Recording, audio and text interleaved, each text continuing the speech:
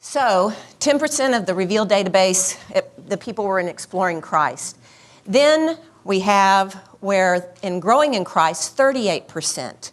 And this is being kind, because in many churches, it's 40 to 60% of the people that are in that category. And one of the things that happens, and the reason it happens, is because the people come into the church, we get them, kind of excited about what's going on, and then we ask them to lead. Why don't you, and the speed of the leader determines the speed of the team. So you have to be careful about putting your twos in leadership and where you put them in leadership. Also, let's see, the next one, close to Christ, about 27%, and then Christ-centered, about 25% of the revealed database are in that category. Okay, so what happens in 2 that causes the people not to move to 3? It's something that's called the wall. Now, what this is it can be a point where Jesus right now is an advisor in my kingdom, but I'm really the CEO. I'm listening to Jesus and I'm reading about him, but I'm still controlling what I do for the most part. There are moments when we realize what Jesus has done for us, but we'd really like to know a little bit more about Christ and what part he plays in our life. And it's more, we start getting this idea that it's more than just what happens at church. It's not just another event. It's not just showing up on Sunday. So what is the wall? It's a blockage to moving from primarily relating with God from your head to your heart, more than giving a nod to God or adding another event to the calendar. One of the things that you might hear from people, and we've heard this said several times, is I'm tired of politics in the church. I'm thinking of changing churches because that pastor, he's just interested in seekers, and he just keeps talking about the Bible and he doesn't tell any good stories. So, one of the things, the small group experience even. My small group, they just keep studying the Bible. We've done Disciple 1, 2, 3, 4, Christian Believer. What more is there? Then there's one of the things that I discovered, the way that I discovered Ascending Leaders was they talked about this conference that was happening at this church, and I thought it would be interesting. And I got online and I was looking, and you've heard them talk about the curriculum. I had been fascinated by how people's personalities determine their interest in church. There was this one group we had that was called 4G, Good Guys Grilling for God. And they were a great group, but they were 2s. They weren't 3s and 4s. But it was interesting that they were interested in missions. They wanted to do things together to help the church. So we also have talked about Mother Teresa and the dark night of the soul. That can be a blockage. And she said that she felt like her prayers were being blocked. She felt like for 10 years, while she's holding the hands and praying with people that are dying, she felt like there was a ceiling that was keeping her from being heard.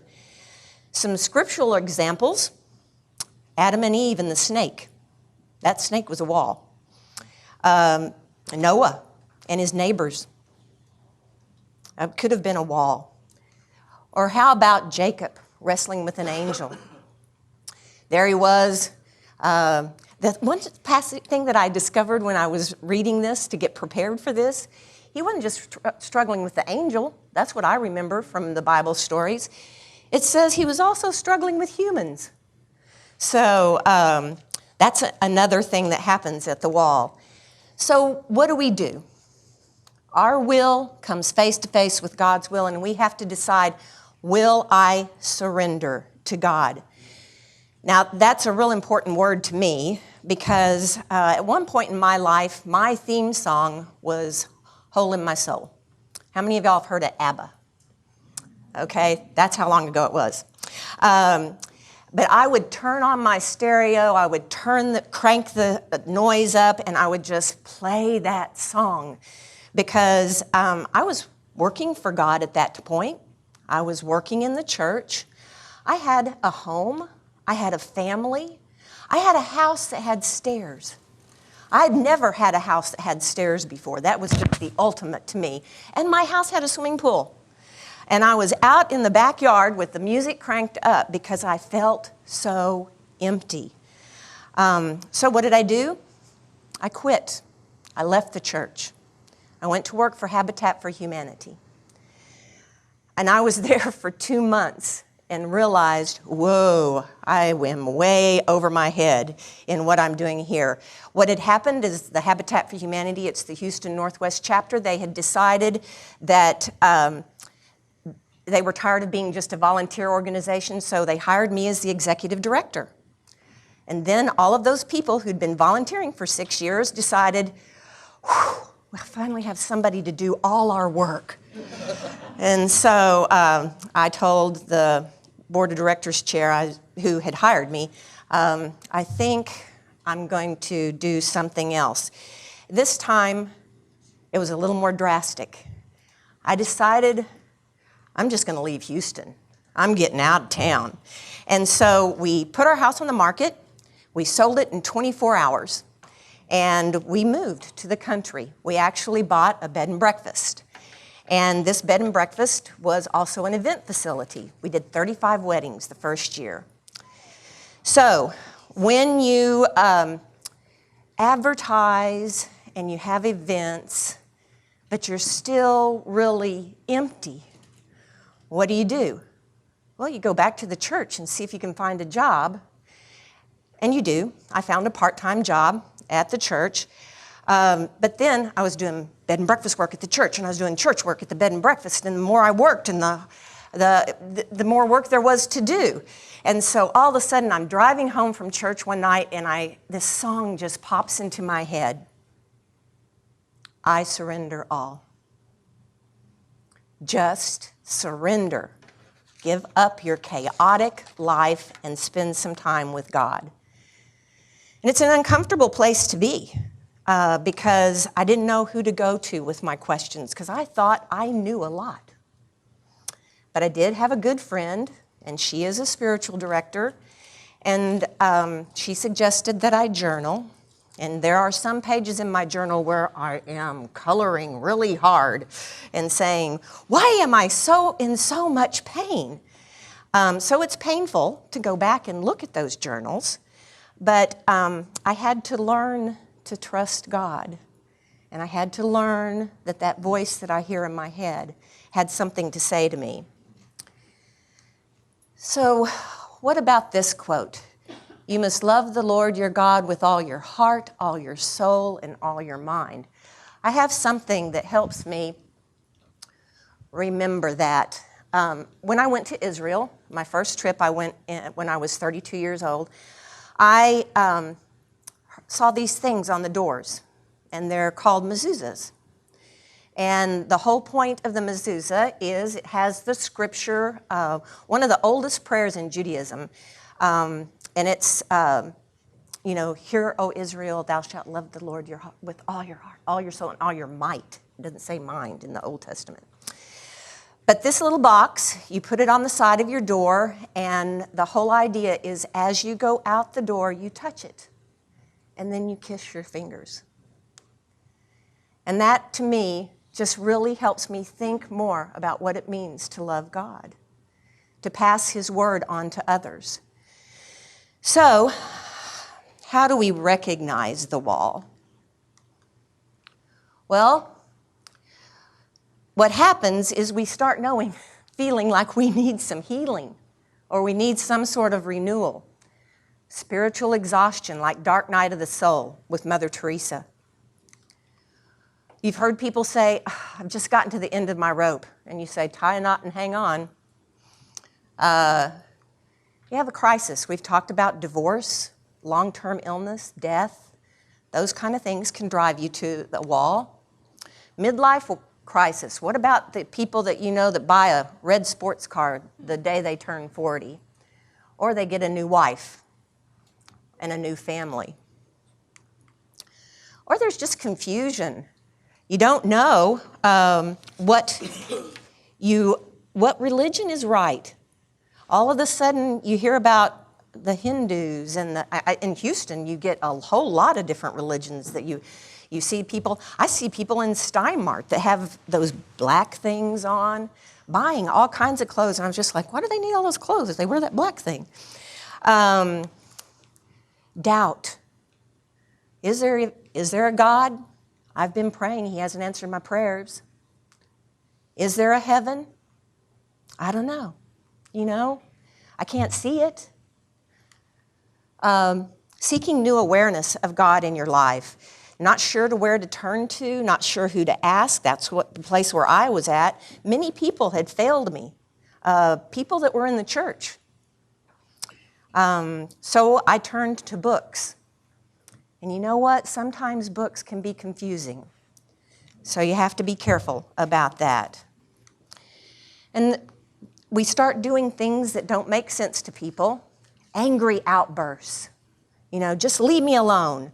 Or just disappearing all of a sudden for long lengths of time. Where have you gone? Where have you been? What have you been doing? Nothing.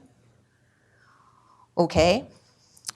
When my brother died when I was 31, he was 27. And I started looking for God in other denominations because my denomination had failed my brother and had failed me, I felt.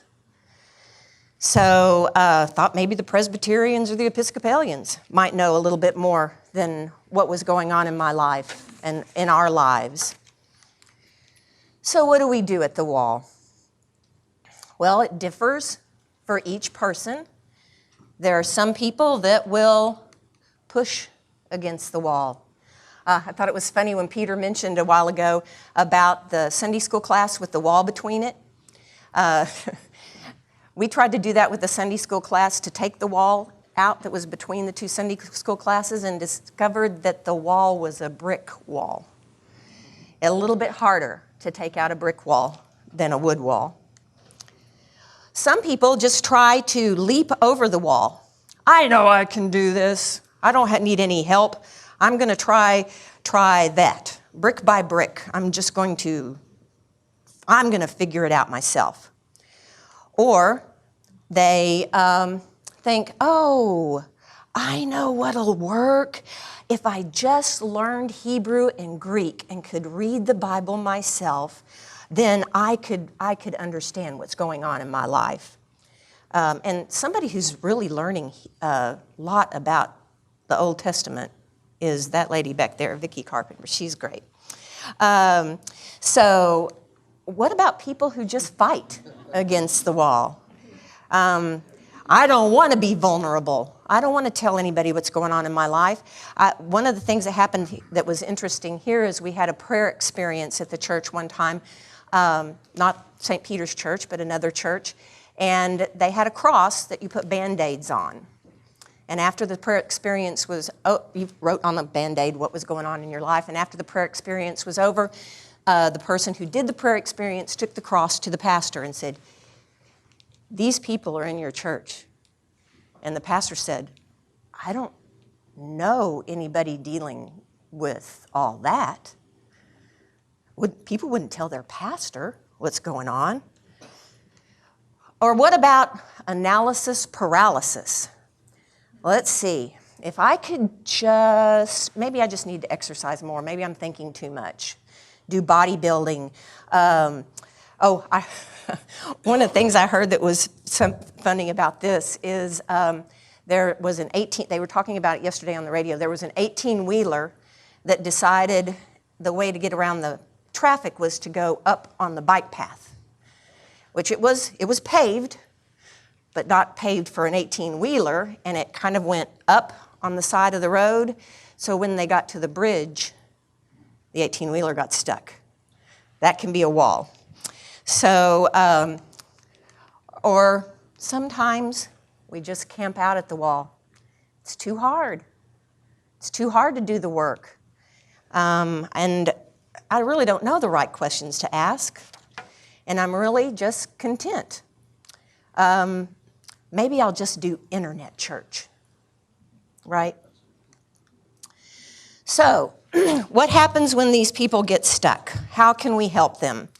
That they can just feel like life doesn't get any better than this. That's all there is.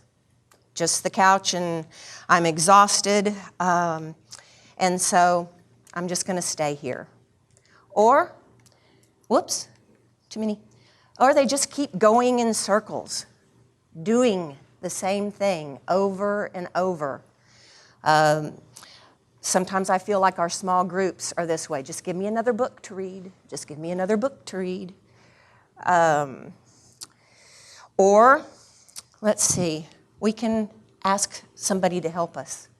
We can start asking those fundamental questions of faith. We can start looking at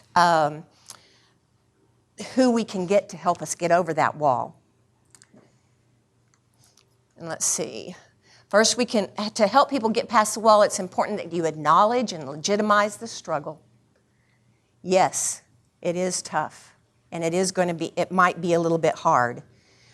Often in churches, people are embarrassed by their struggles. They don't want to share that, just like the people that put the Band-Aids on the cross.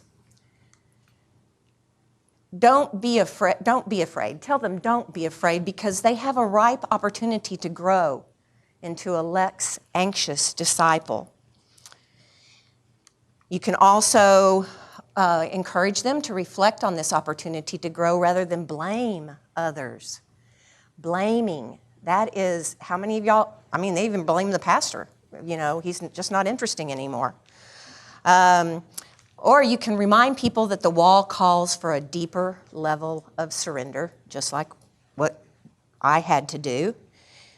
You can challenge people to move forward, give them some encouragement about things that they can do, groups that they can go to, people that they can talk to. Encourage your people to go ahead and cry, scream, yell. It's okay. Tears are cleansing. They can be cleansing. And you can create safe places for people to address their walls, like those divorce care groups or those marriage matter groups. Those are great places. God has used my experiences, by cultivating a culture of forward movement for me, saying that these are things that you can do.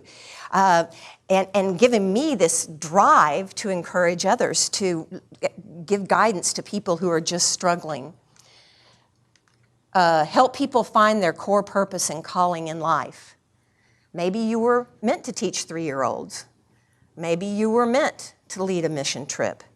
And one of the things that I think Bob's church is doing now, they are offering next step guides. I think that is an outstanding idea. They started out calling them something different, spiritual coaches. Yeah, but now they call them next step guides. Use spiritual friends and guides and give people hope for something better. Okay. One of the things that giving people permission, I read this book that talks about the shadow side of us, and that we don't like that part of us. But the reason we don't like that is because we might see that in other people. And when we see that in other people, we feel that we feel bad that we are learning about that. So what is that pivotal moment when we feel like we need to get over that wall? There could be anger, bitterness, sadness. We might need to find out that we have to forgive others and forgive ourselves. And we need to learn to accept those characteristics as messengers in our life. They're helping us to move forward. So let's look at what we can do. We can tell people that they need a bigger image of God, to realize that He does cherish you. Give them the freedom to ask those questions, and help them to realize that God redeems my past, and I don't need to hide it. Now, I wasn't going to go to my pastor with my problems, and I couldn't afford to go to a counselor, so I had to find a friend, and that helped. Encourage people about ways to get emotionally healthy, and let them know that there is more meaning in life, that there is more to what they can be doing.